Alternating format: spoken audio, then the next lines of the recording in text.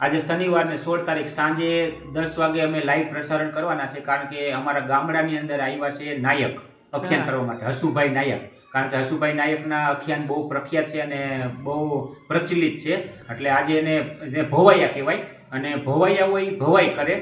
એટલે એ આજની અમારા ગામની ભવાઈ તમને બતાવવાના છે. અને અમારા ગામની ભવાઈ તમને બતાવવાના છે. ગામડાની અંદર દિવાળી પછી ભવાઈ આવે અને ભવાઈ કરે, એટલે અમારે હસુભાઈ નાયક આવ્યા છે અને બહુ મનોરંજન અને કોમેડિયન અને સારું ધાર્મિક આખ્યાન કરવાના છે. એટલે લાઈવ પ્રસારણ તમને 10 વાગે બતાવવાના છે. એટલે જો તમે બધાય લાઈવ થઈ શકો તો 10 વાગે લાઈવ પ્રસારણ જોજો, અને લાઈવ ન થઈ શકો તો પછી તમને અમે એ વિડીયોમાં પણ બતાવશું.